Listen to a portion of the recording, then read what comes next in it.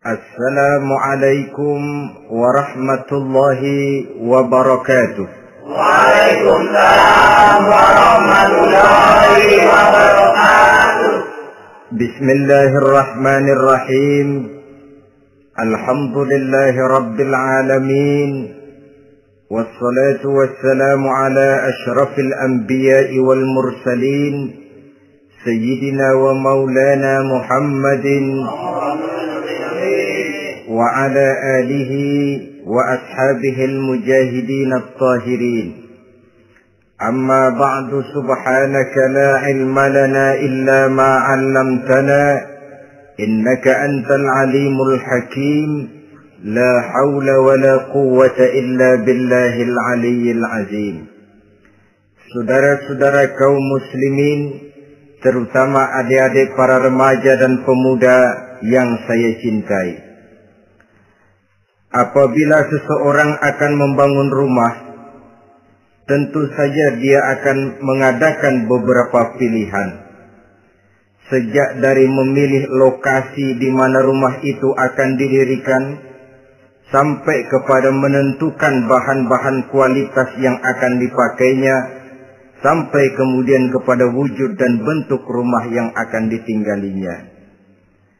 Demikianlah bahwa untuk membangun sebuah rumah yang hanya untuk menaungi kehidupan di dunia ini, kita mengadakan berbagai macam pilihan.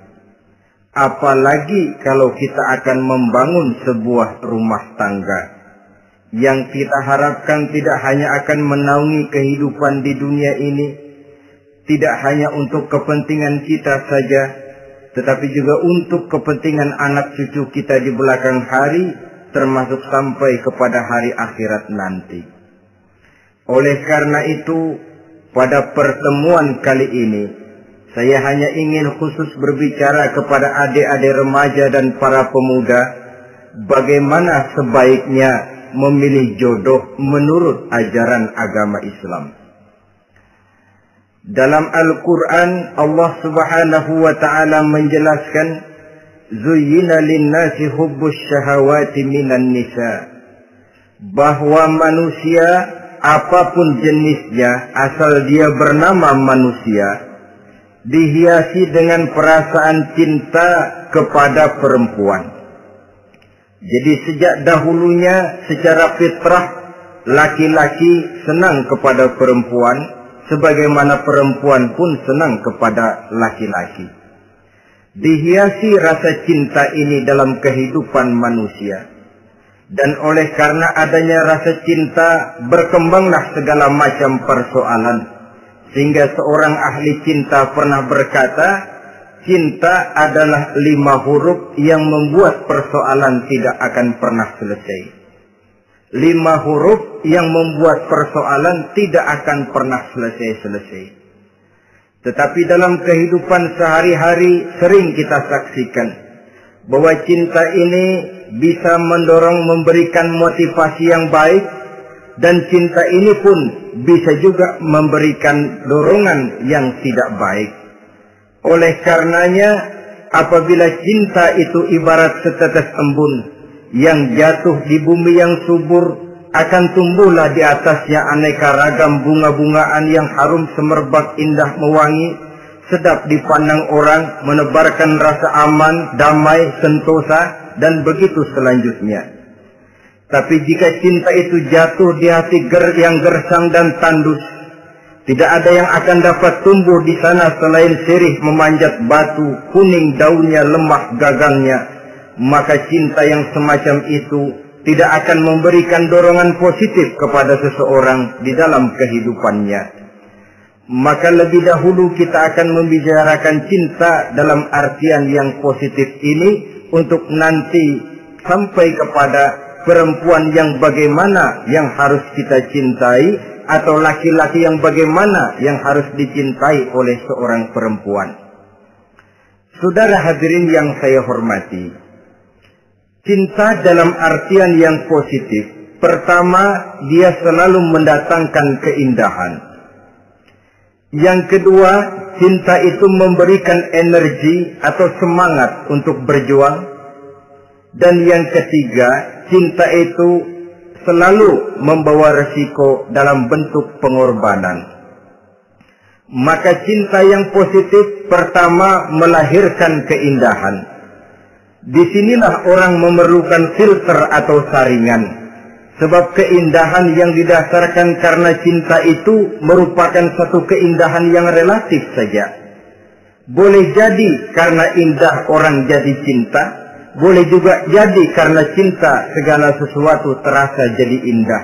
Namun bagaimanapun juga, kalau hati sudah diliputi oleh rasa cinta, segalanya akan terasa menjadi indah. Cinta itu adalah keindahan. Yang kedua, cinta itu energi, melahirkan dorongan dan semangat. Yang lemah bisa menjadi kuat, yang takut bisa menjadi berani, yang jauh jadi terasa dekat. Itu semua karena dorongan cinta. Dan dari energi ini lahirlah yang ketiga, bahwa cinta adalah pengorbanan. Sehingga orang berkata, berani bercinta artinya harus berani berkorban. Takut berkorban, jangan bercinta. Kalau cinta ini kita salurkan kepada nilai-nilai agama umpamanya, yang pertama, cinta mendatangkan keindahan. Kita cinta kepada agama, maka apapun yang diperintahkan oleh agama akan terasa menjadi indah. Salat akan terasa menjadi indah. Puasa terasa menjadi indah. Zakat terasa menjadi indah. Jihad pun akan terasa menjadi indah. Persis kalau kita cinta kepada seorang gadis. Jika kita cinta kepada seorang gadis, apanya saja akan kelihatan menjadi indah. Jalannya terasa indah, lenggang-lenggoknya terasa indah, suaranya merdu padahal cemprengnya bukan main. Seluruhnya akan mendatangkan keindahan karena dasarnya sudah cinta. Cinta membawa kepada keindahan. Yang kedua, cinta itu melahirkan energi. Orang yang cinta kepada agama akan lahir tenaga dan semangatnya melaksanakan ibadah, melaksanakan puasa, melaksanakan zakat, melaksanakan sholat, melaksanakan haji, bahkan melaksanakan jihad sekalipun. Cinta selamanya menimbulkan energi dan semangat. Sama saja dengan kita apabila jatuh cinta kepada seorang gadis, walaupun rumahnya jauh, katanya, gunung pun akan kudaki, lautan pun kuseberangi. Untuk apa itu? Untuk menemui apa yang kita cintai. Cinta selamanya melahirkan energi. Capek tidak terasa, lelah tidak terasa, semuanya tertutup oleh keindahan yang bernama cinta. Lalu yang ketiga, cinta membawa pengorbanan. Apabila kita cinta kepada agama, maka pengorbanan terhadap apapun yang diminta oleh agama, baik itu pengorbanan waktu, tenaga, pikiran, harta, bahkan pengorbanan nyawa sekalipun, kita tidak akan berat melaksanakannya karena cinta kita kepada agama yang kita anut ini. Demikian juga cinta kita kepada seorang perempuan akan membuat kita rela berkorban. Apapun yang dia minta, jangankan kita tidak mampu, jangankan kita mampu, kita tidak mampu sekalipun, kita masih berusaha untuk mampu guna memenuhi tuntutan si buah hati belahan jantung. Kadang-kadang malam minggu si doi ngajak nonton, umpamanya, duit tidak ada, gajian belum, kerja enggak. Timbullah inisiatif, entah sepatu kita jual ke tukang loa, entah celana mampir dulu ke tempat lain. Yang penting kita berkorban untuk memenuhi permintaan si buah hati belahan jantung. Ketika itu pengorbanan sudah tidak kita rasakan lagi. Bahkan pengorbanan yang paling pedih sekalipun, dalam gurau, dalam bercanda misalnya, dicubit kita oleh kekasih kita, pedih bukan main, terkelupas kulit, mengalir darah, bukan nangis, nyengir. malah kadang-kadang minta tambah dicubit lagi. Itulah romantikanya cinta, sanggup membuat orang berkorban, melahirkan energi dan semangat, menambah keindahan dalam kehidupan, sepanjang dia dalam artian yang positif. Kalau demikian masalahnya, di dunia yang penuh dengan perbenturan nilai sekarang ini, orang sering salah jalan bagaimana memilih jodoh untuk membangun rumah tangga yang bahagia. Jangan lupa bahwa membangun rumah tangga ini bukan hanya untuk 1-2 bulan, bukan hanya untuk 1-2 tahun, bahkan bukan cuma untuk kehidupan dunia, lebih daripada itu pun untuk menunjang kebahagiaan di akhirat. Oleh karenanya, memilih jodoh bukan satu hal yang mudah, bukan satu hal yang bisa dilaksanakan sambil lalu, tetapi memerlukan penelitian, memerlukan pengamatan yang mendalam. Apa petunjuk agama tentang itu? Dengan kata lain, bagaimana seharusnya seseorang memilih jodoh dalam kehidupannya? Ini tentu saja sumbangan moral buat adik-adik remaja dan para pemuda yang lagi kebingungan memilih jodoh, atau barangkali buat bapak-bapak yang kepengen nambah lagi.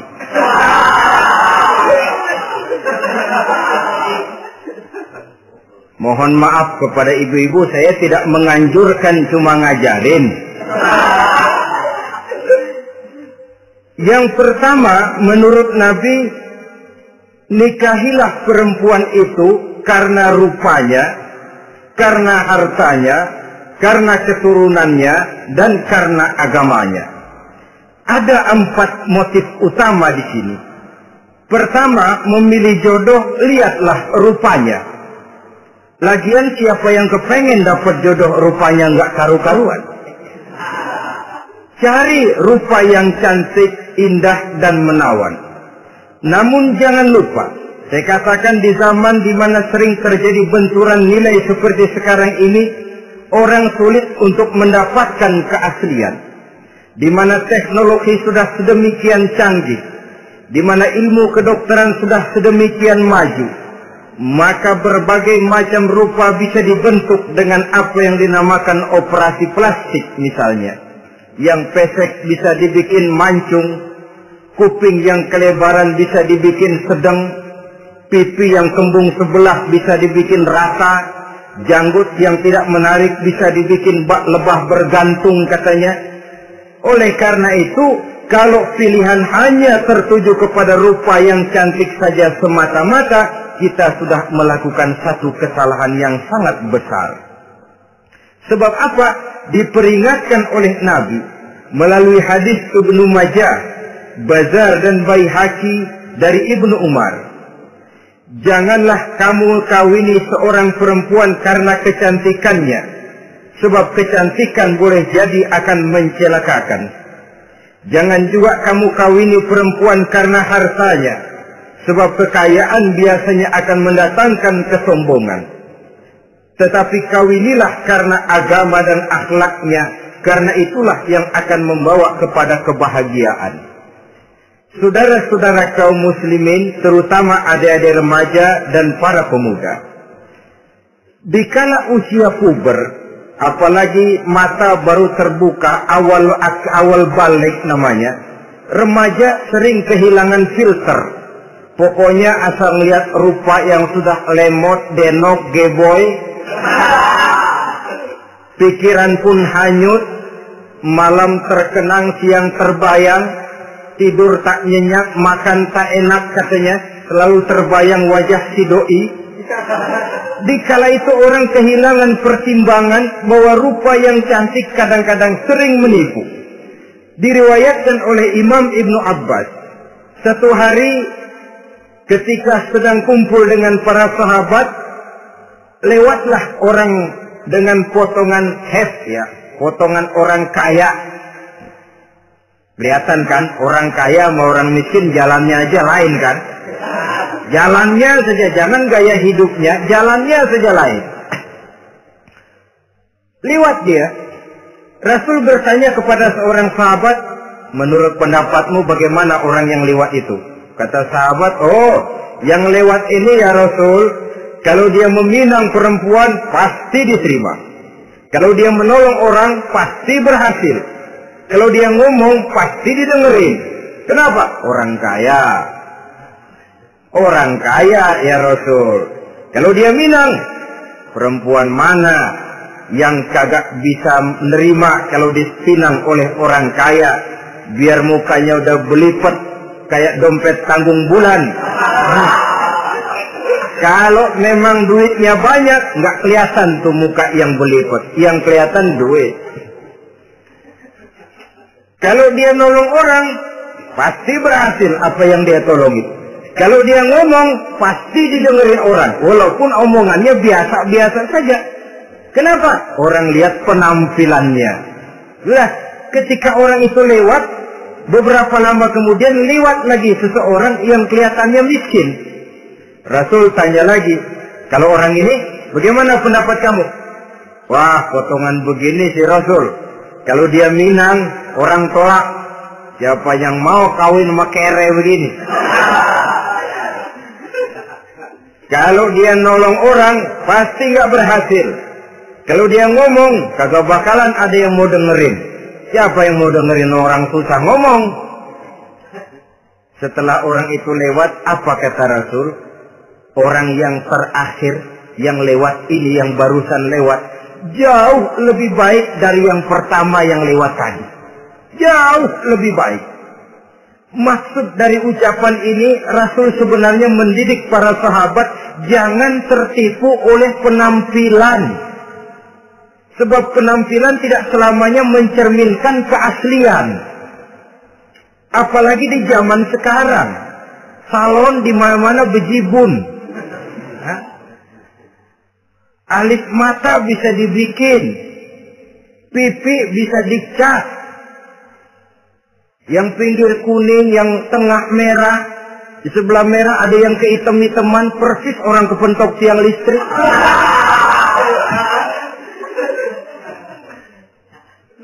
Kecantikan yang artifisial, kecantikan yang bukan alami. Karena itu silakan saja cari yang cantik, tapi jangan terpaku sampai di situ.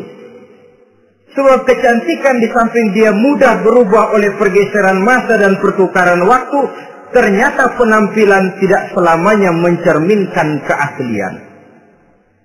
Lain hari seorang sahabat pernah mengadu, "Ya Rasul, ada apa? Inna imra'ati la turaddu yadul lamis." Ya Rasul, istri saya tidak pernah menolak tangan orang laki yang menjamahnya, mengajak salaman kepadanya. Apa jawab Rasul? Ceraiin aja. Tapi hati saya berat ya Rasul, saya cinta betul sama dia. Ya kalau hatimu berat, jaga dia baik-baik.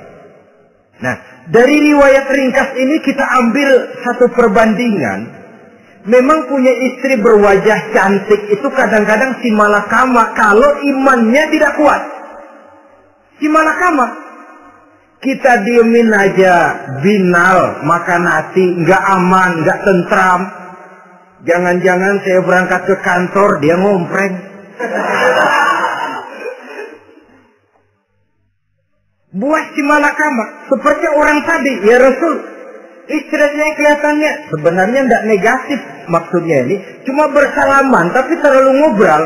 La turaddu yadul lamis, tidak pernah menolak orang yang ngajak salaman. Ya sekedar salaman. Tapi kan awalnya dari salaman. Kalau sudah salaman kan strum bisa ngederdet dari tangan situ. Kata Rasul sederhana saja. Ya kalau memang begitu ceraiin. Saya nggak kuat Rasul, saya cinta betul sama dia. Kalau kau tak kuat berpisah dengan dia, jagalah dia baik-baik. Ajar, didik, tanamkan rasa keagamaan di dalam hatinya.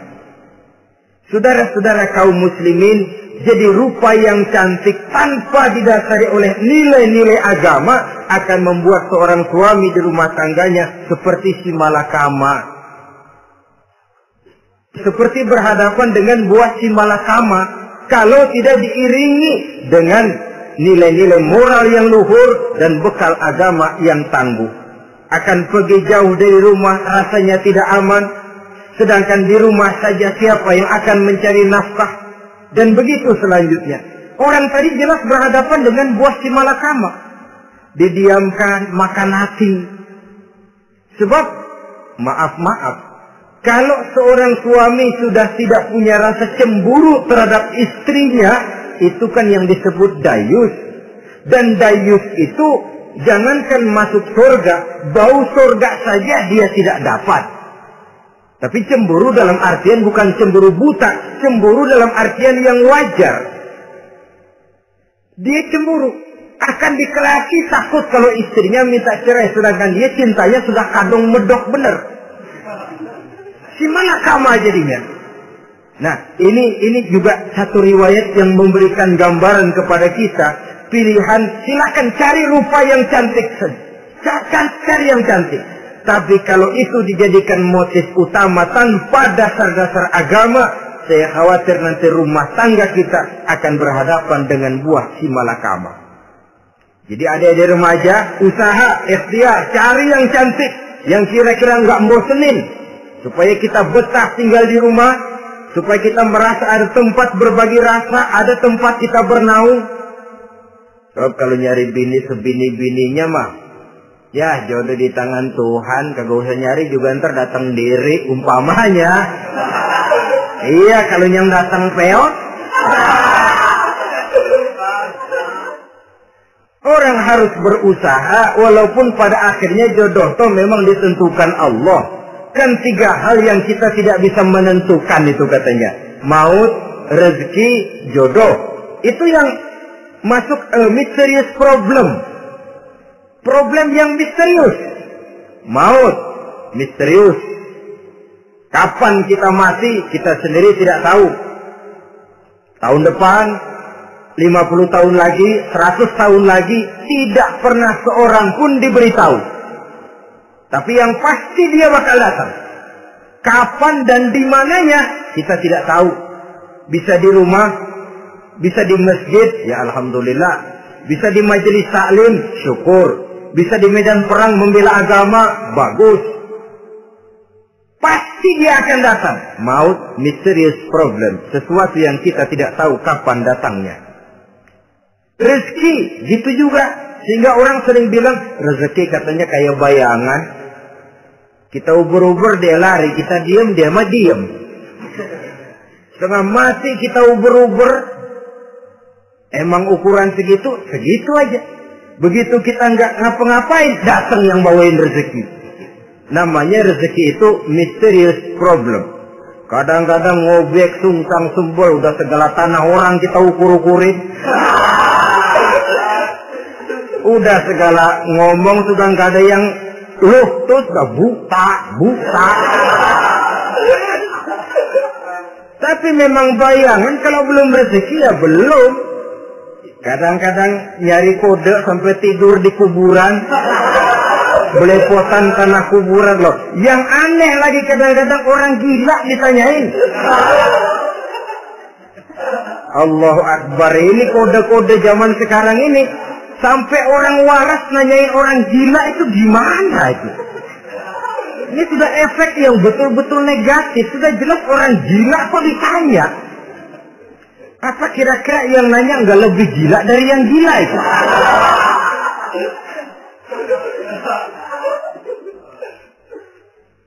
Saudara-saudara kaum muslimin, terutama adik-adik remaja dan para pemuda, jadi silakan saja cari rupa yang cantik, karena dia akan jadi tautan hati, buah hati, belahan jantung, tempat kita berbagi rasa, tempat kita pulang dan tinggal di rumah tangga kita. Tapi hendaknya kecantikan rupa itu diiringi juga dengan kecantikan budi. Karena itu cari rupa yang cantik. Ini pilihan utama. Yang kedua, kata Nabi, harta, cari yang kaya. Tetapi jangan lupa, jangan dijadikan pilihan utama.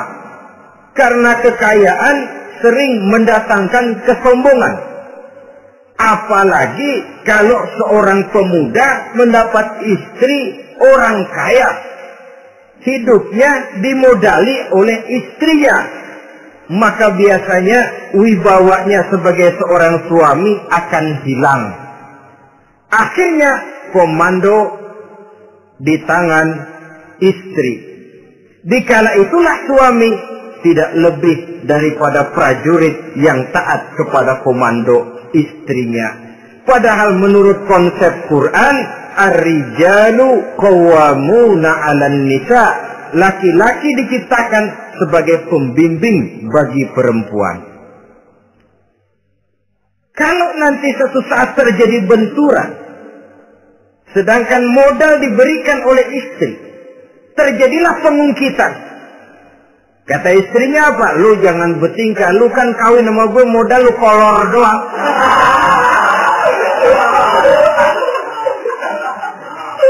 Kalau sekarang bertingkah, silakan keluar rumah.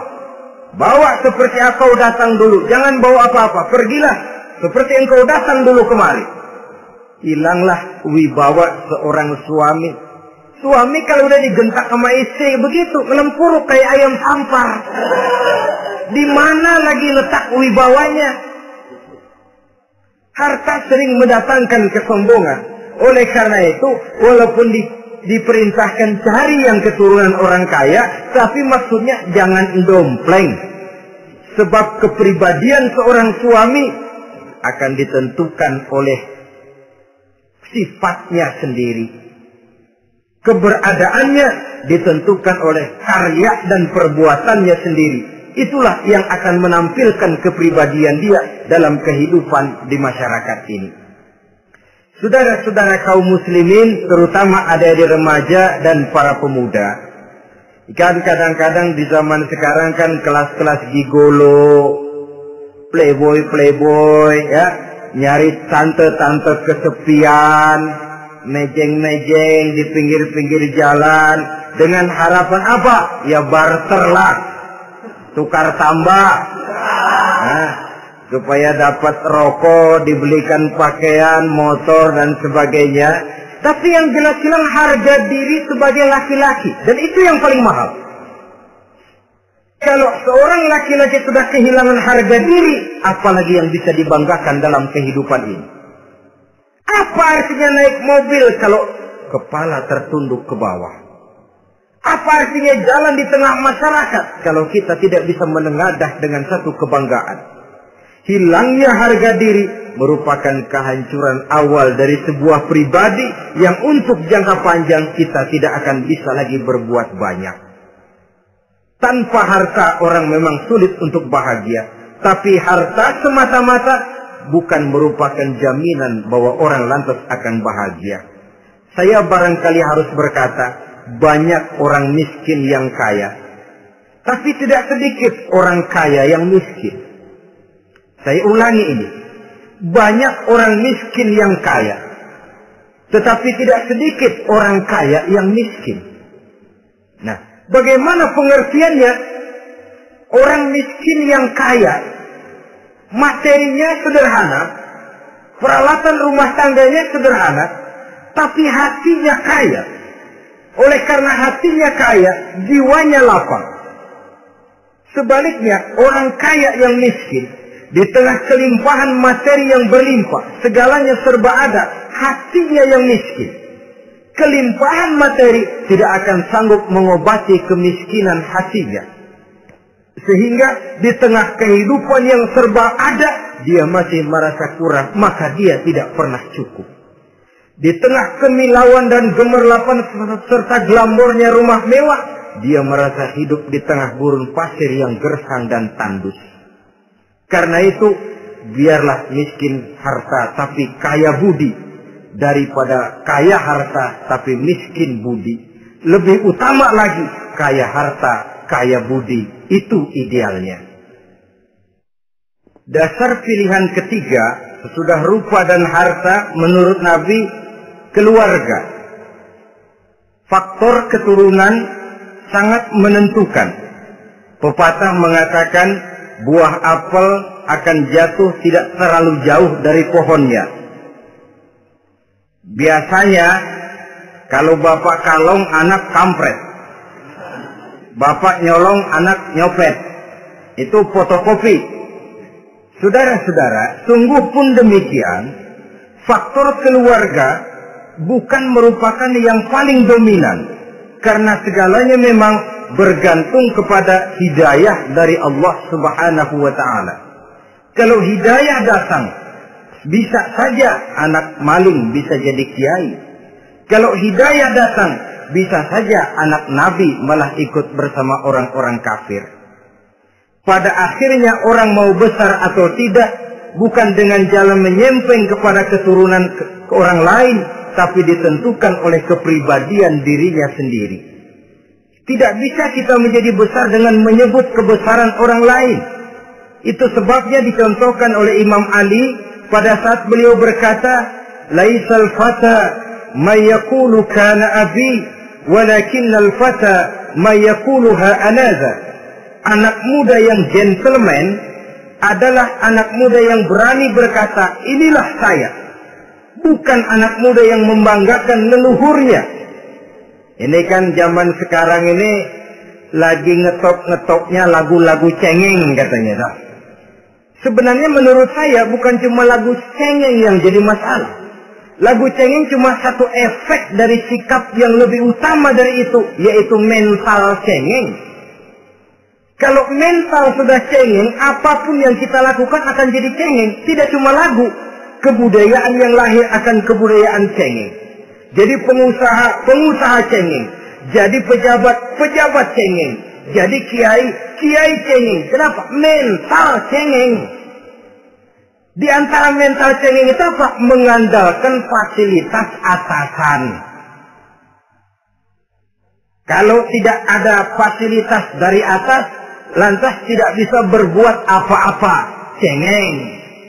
Menjadi besar bukan karena karier pribadi, tapi karena nasib katrolan.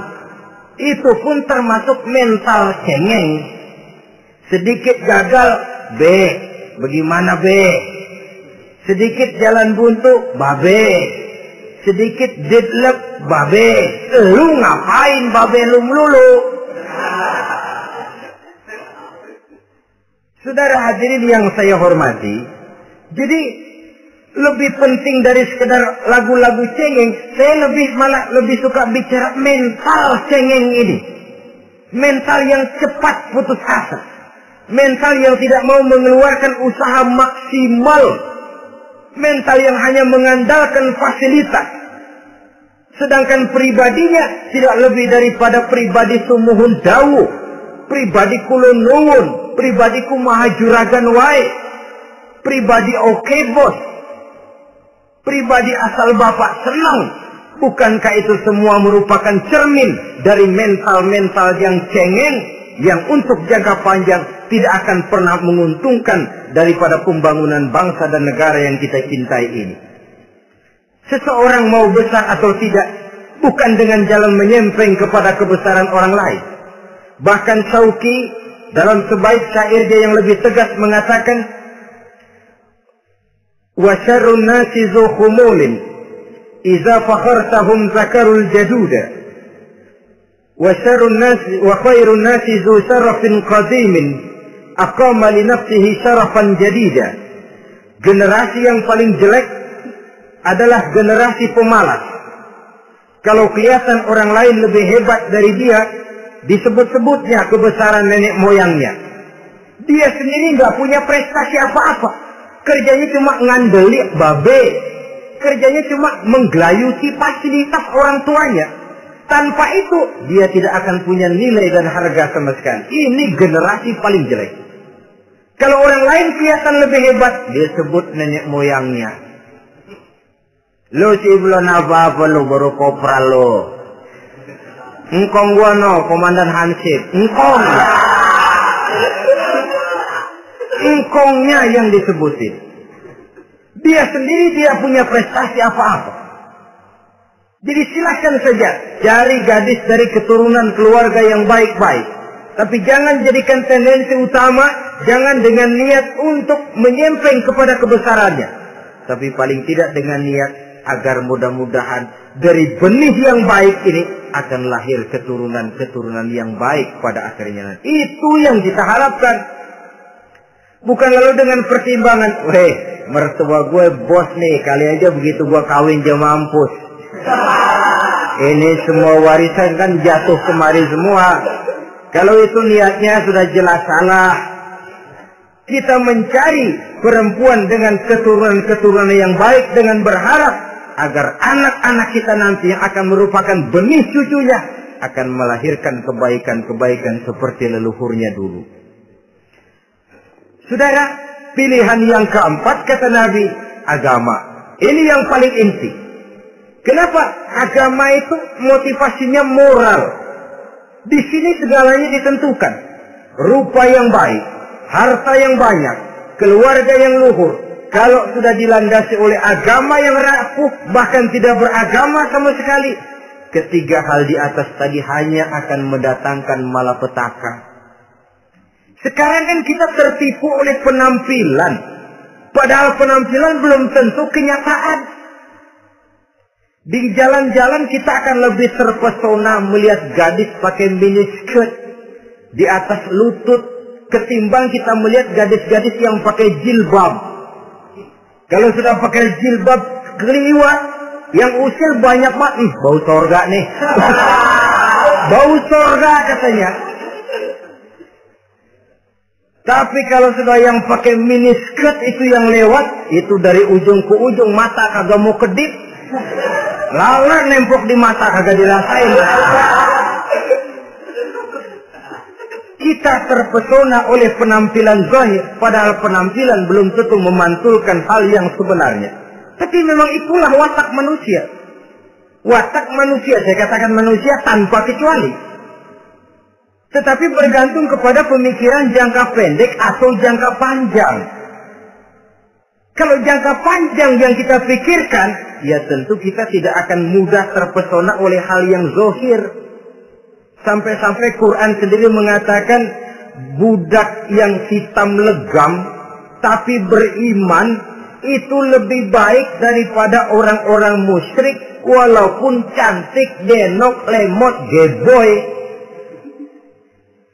Ada lagi nggak bahasa yang lebih dari itu? Cantik, denok, lemot, geboy, bahenol, nerkom, tapi kafir masih lebih baik budak yang hitam legam sekalipun. Kalau dia beriman. Kenapa? Rumah tangga untuk jangka panjang. Sebab itu Islam tidak membolehkan kawin campuran dengan lain agama.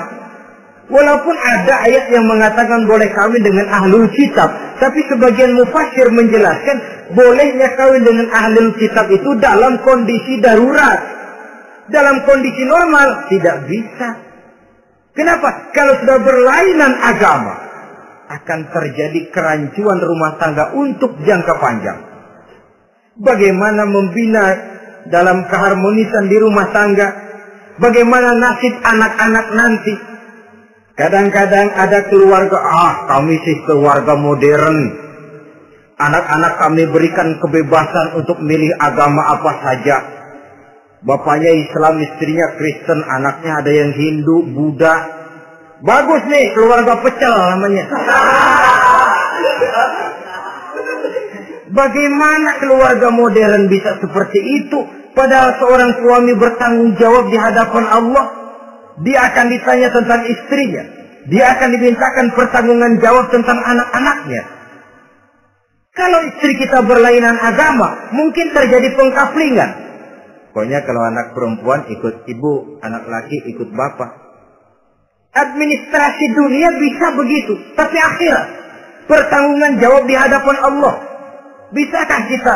Sorry aja Tuhan yang janjinya begini. Saudara hadirin yang saya hormati, oleh karena itu budak legam hitam kalau beriman masih lebih baik daripada orang-orang yang tidak beriman walaupun cantik dan mempesona. Kenapa? Ini faktor agama. Ya buat 1-2 bulan bisa terwujud rumah tangga yang tentram. 2-3 tahun mungkin masih bisa bertahan, tapi sampai kapan? Sampai kapan itu akan terwujud? Pada akhirnya akan muncullah dilema yang akan sulit buat diatasi. Oleh karenanya, motif agama dijadikan stres oleh Nabi. Fasfar bizatid din taribat yadak. Pilih agama sebagai titik sentral, sebagai pilihan utama. Kalau agamanya kuat, walaupun rupanya sederhana, tapi karena nilai agamanya kuat, dia bisa menyenangkan hati suaminya. Dia bersolek untuk kepentingan suaminya. Dia taat kepada suaminya. Harta, dia anak orang kaya untuk membantu perjuangan suaminya. Tapi kalau tidak ada modal agama, rupa yang cantik bisa menyengsarakan suami. Apalagi kalau suami kere. Istrinya sudah cantik, kaya ataupun tidak kaya kadang-kadang. Udah, suaminya suruh ngempuk di rumah, bininya yang kerja. Ya kalau kerja mendingan kalau dikerjain itu.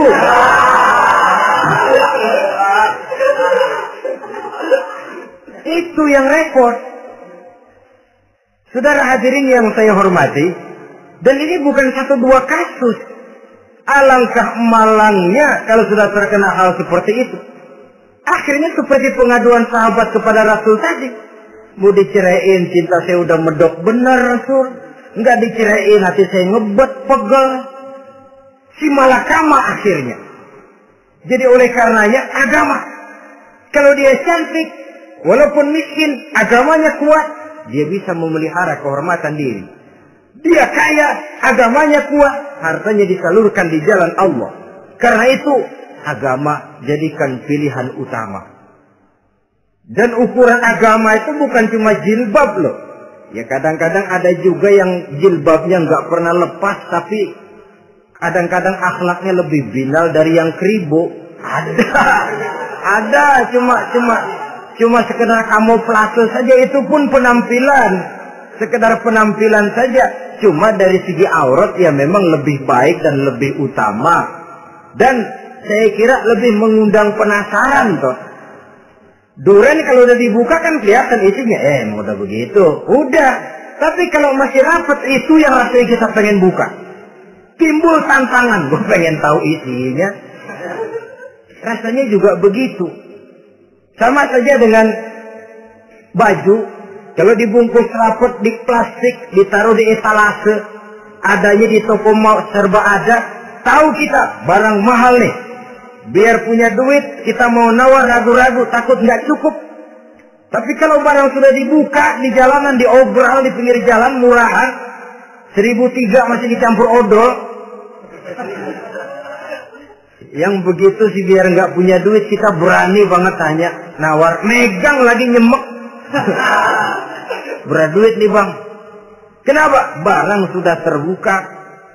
Jadi saudara-saudara, syukur kalau keempat-empatnya ini jodoh terkumpul dalam jodoh yang saudara cari. Sudah rupanya cantik, kaya, keturunan orang baik-baik, agamanya kuat. Nah, surga dunia tuh. Yang begitu cari. Kalau ada yang begitu, saya juga mau nambahin satu lagi.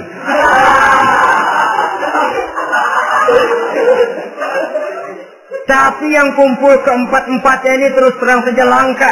Makhluk langka ini. Kadang-kadang cantik, kaya, keluarganya hebat, agamanya nol, akhlaknya kayak setan. Tapi yang paling celaka kalau empat-empatnya kagak ada. Rupanya jelek, melarat, bapaknya biang maling, kagak beragama lagi. Apanya yang mau dipilih, mampus saja mendingan.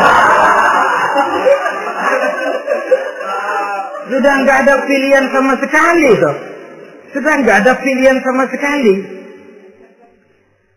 Saudara hadirin yang saya hormati, terutama adik-adik remaja. Nah, lalu apa motivasi agama dalam pembinaan ini apa? Agama ini kan memberikan contoh bahwa perempuan yang baik itu, yang kita ingin jadikan dia sebagai ideal dalam pencarian jodoh, tandanya 3. Iza ra'aitaha sarabta, kata Nabi. Kalau dipandang, dia bisa menggembirakan kamu. Kan ini yang penting buat seorang suami. Kalau saudara nanti jadi suami, punya istri yang jadi partner setia mendampingi suaminya. Kalau dilihat, nggak bosenin. Kenapa? Dia berdandan untuk nyenangin hati suaminya.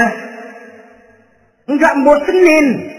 Kan kadang-kadang ada bini kalau kita pulang demok aja fotonya.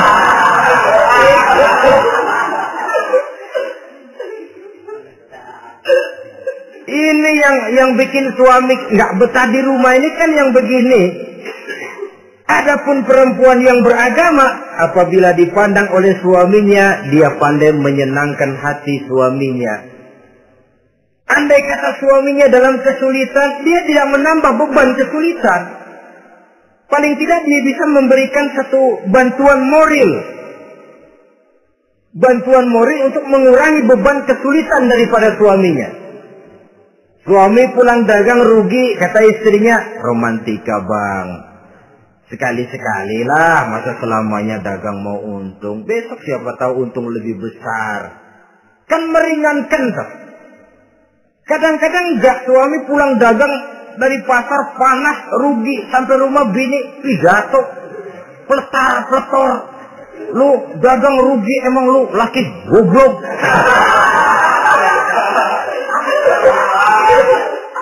Sudahlah di pasar rugi, di rumah digoblok-goblokin. Ini nanti kena penyakit broken home yang begini ini. Padahal kesuksesan di kantor, kesuksesan di pasar, kesuksesan di medan tugas selalu dimulai dari kesuksesan dan ketenangan dari rumah tangga. Dia berhias untuk kepentingan suaminya, tidak terlalu berlebihan, dan suaminya pun pandai menghargai istrinya dengan kata-kata yang menimbulkan gairah dan semangat. Istrinya berkata, kamu makin cantik saja. Jangan juga kadang-kadang suami ketus. Ngelihat dasu pulang kantor, lihat suaminya, istrinya dandan rapi. Tumben lu membekasin apa? Membekasin katanya. Artinya apa ini? Pandai mengembirakan, bisa tenggang rasa, bisa berbagi rasa. Sehingga suami merasa ada tempat dia bertukar pikiran, ada tempat dia membicarakan persoalan. Dialog dalam kehidupan berumah tangga itu sangat diperlukan. Iza ra'aitaha sarratka, kalau dipandang dia sanggup mengembirakan kamu. Dikasih uang 500 senyum, 5.000 pun ketawa, menggembirakan. Dia bisa taruh kata hatinya kesel, tapi mulutnya senyum.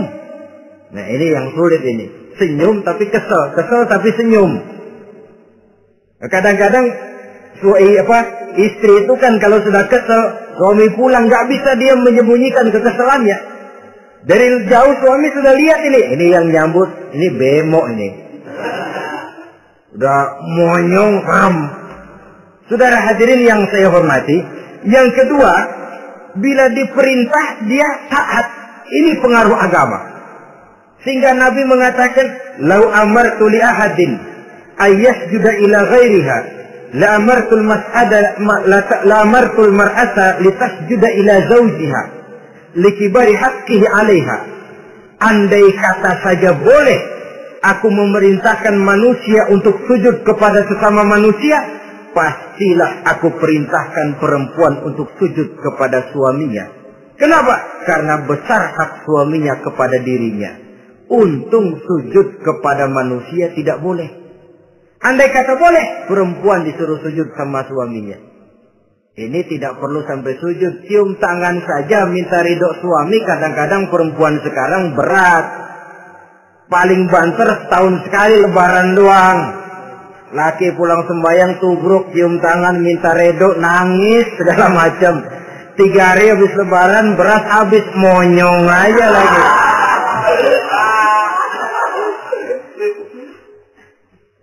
Saudara hadirin yang saya hormati, yang ketiga, akibat pengaruh agama, dia sanggup memelihara kehormatan diri dan sanggup menjaga harta suaminya. Memelihara kehormatan diri baik pada saat suaminya di rumah atau pada saat suaminya tidak ada di rumah. Satu riwayat, seorang sahabat akan pergi perang jihad di fi sabilillah. Ketika mau berangkat dia bilang kepada istrinya, saya mau berangkat perang. Kalau saya belum pulang kamu jangan keluar rumah. Baik bang. Pergi istrinya. Pergi suaminya jihad. 1 minggu, 2 minggu berlalu belum juga pulang. Satu hari datang utusan dari rumah orang tua si istri ini. Assalamualaikum bu. Waalaikumsalam. Ada apa? Ada berita kurang enak bu. Orang tua ibu sakit parah. Mohon tolong ditengokin. Apa kata si istri? Maaf saja, suami saya belum pulang dari medan perang. Saya belum dapat izin keluar rumah kalau dia belum pulang. Tolong sampaikan maaf saya kepada orang tuanya. Pulanglah utusan tadi. Besok balik lagi. Bu, ada apa? Udah Senin Kemis. Napasnya sudah sampai tenggorokan. Tolong tengokin buat terakhir kalinya bu. Suami saya belum pulang. Dia pesan kalau dia belum pulang saya jangan keluar rumah. Saya nggak bisa tengokin orang tua saya. Salam maaf saja. Pulang utusan itu. Besok balik lagi. Bagaimana? Sudah meninggal bu. Mau dikubur. Tengokinlah buat terakhir kalinya. Suami saya belum pulang.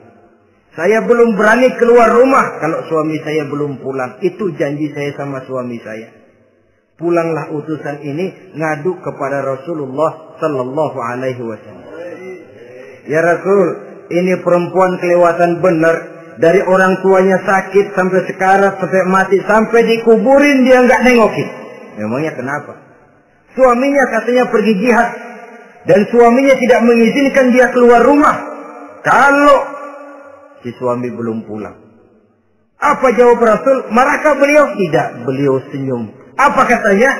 Dosa orang tua yang meninggal ini telah diampuni oleh Allah karena dia punya anak perempuan yang begitu taat kepada suaminya.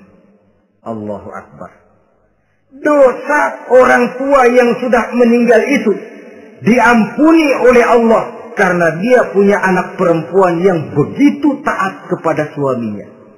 Ketaatannya kepada suaminya menyebabkan dosa orang tuanya diampuni oleh Allah Subhanahu wa ta'ala. Suami pergi jihad, orang tua sakit keras, tidak berani dia keluar rumah. Itu tandanya bisa menjaga kehormatan diri. Kalaupun satu saat suaminya manggil, bu, tolong ambilin uang di dompet. Dompetnya dibawa, bang, ambil saja sendirilah, nanti salah ambil lagi saya. Kadang-kadang enggak, suaminya pergi mandi, dompet berantakan. Saudara hadirin yang saya hormati, ini motivasi agama. Jadi kecantikan zahir yang diimbangi dengan kecantikan batin oleh karena pengaruh agama tadi. Kalau sudah kemari, orang tidak perlu mikir-mikir operasi plastik, bikin yang pesek jadi mancung supaya orang tertarik. Bikin belakang yang kurus jadi menarik. Tidak. Orang tidak perlu lagi pakai susuk-susukan. Dipasang di bibir supaya kalau senyum orang gempor. Supaya kalau ngomong orang percaya. Dipakai di kuping supaya macam-macam. Tidak perlu lagi. Pakai jampa-jampe, pelet-peletan. Supaya kalau diludahin orang ngikut. Tidak perlu lagi. Kenapa? Cinta itu nature. Sesuatu yang alamiah, yang tidak bisa dipaksakan. Dia kudrati, karunia dari Allah. Tidak bisa cinta dipaksakan. Kalaupun bisa, dengan ilmu pelet, oh saudara bisa membuat orang jatuh cinta, ya 2-3 hari, 4-50 hari. Kesananya, apa yang akan terjadi?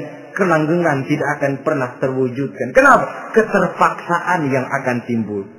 Dalam kondisi semacam itu, rumah tangga tidak akan mengalami ketenangan dan ketentraman. Jadi biarkan cinta berjalan secara alamiah, karena dia memang alamiah. Saudara-saudara, nah sekarang kalau sudah ketemu nih, yang 4 tadi, rupa cantik, keturunan boleh, kaya lumayan, agama kuat. Apa yang harus kita cari? Apa yang harus kita lakukan? Apa pakai pepatah anak sekarang? Aku lihat, aku pikat, aku dapat, aku sikat, aku minggat.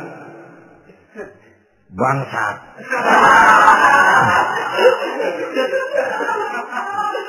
Itu kan ada moto cinta kilat begitu tuh. Cinta kilat katanya. Aku lihat, aku pikat, aku dapat, aku sikat, aku minggat. Bangsat. Atau kita harus hanyut dalam arus free love, free sex, sama event, eksperimen dulu? Tidak. Islam menganjurkan kalau memang seret, ini rasanya ini nih, mantap gue nih. Apa yang diajarkan oleh Islam selanjutnya? Meminang, saudara-saudara. Meminang adalah langkah awal untuk mengikat tali pernikahan. Diizinkan meminang. Dan di dalam meminang pun diizinkan untuk melihat. Cuma kalau boleh, ya syaratnya itu, waktu melihat itu jangan sampai ketahuan si perempuan yang akan kita pinang itu. Untuk apa kita meminang? Pertama, untuk yakin. Yakin bahwa perempuan yang kita inginkan ini sudah kumpul syaratnya itu, tidak ada cacatnya. Yang kedua, untuk memperkuat tekad hidup berumah tangga. Diperlukan meminang. Adapun adat itu berbeda. Tapi bahwa konsep meminang itu dalam Islam ada, itu jelas. Ya kalau mesti bawa pisang raja, pakai roti buaya, pakai martabak segede ban mobil truk segala macam. Itu adat saja, ya. Tapi yang real meminang itu ada dalam Islam. Nah, bagaimana adab meminang? Setelah kita tahu anak ini cantiknya ya, keturunan baik, ya kekayaannya lumayan, agamanya kuat, pinanglah dia. Caranya boleh lihat langsung. Lihat langsung kalau bisa tanpa setahu si perempuan. Dan batas yang boleh dilihat itu muka dan tangan. Itu saja. Jadi jangan berusaha. Minta permisi Pak, saya mau ngelihat anak Bapak seutuhnya. Soalnya buat saya ini nanti. Apanya aja dibedolin. Jangan. Kira-kira yang boleh itu muka sama tangan. Andai kata kita risih. Sebab nanti kalau nggak jadi akan jadi timbul rasa malu dan si perempuan juga kasihan. Boleh mengutus perempuan yang kita percaya. Coba kau ke sana. Lihat kondisinya yang sebenarnya bagaimana. Kalau ngelihat dari jauh sih utuh, siapa tahu nanti tangannya kurang sebelah. Coba lihat sana. Saudara-saudara, kemudian boleh juga ditanyakan kepada orang tuanya. Dan dalam hal ini orang tua si gadis tidak boleh menyembunyikan aib atau cacat yang dimiliki oleh anaknya. Dia harus menceritakan apa adanya. Sampai pun kekurangan anaknya yang paling kecil sekalipun. Sebab apa?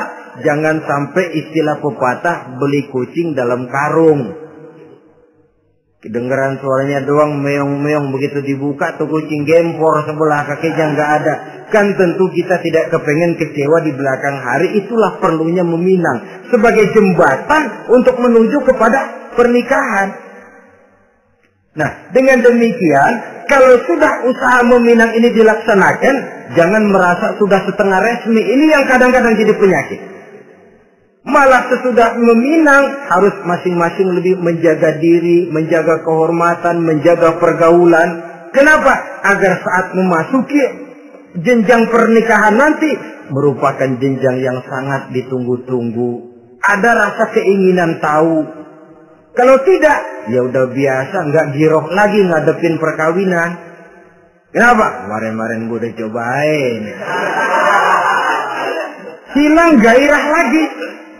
Sebab itu kalau sudah meminang, jangan merasa sudah setengah halal.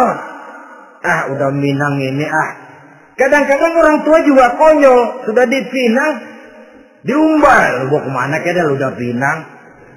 Padahal meminang itu cuma langkah awal. Sedangkan selanjutnya harus lebih berusaha menjaga kehormatan diri. Sampai pada saat nanti pelaksanaan pernikahan. Nah, saudara-saudara, terutama adik-adik remaja dan para pemuda, walaupun agak sekilas memang karena terbatasnya waktu pada pertemuan ini, mudah-mudahan bisa memberikan gambaran yang sepintas tentang bagaimana sebaiknya kita memilih jodoh di dalam membina rumah tangga yang bahagia. Semoga ada manfaatnya. Terima kasih atas segala perhatian. Mohon maaf atas segala kekurangan. Usikum wa nafsi bitaqwallah. Wassalamualaikum warahmatullahi wabarakatuh. Waalaikumsalam warahmatullahi wabarakatuh.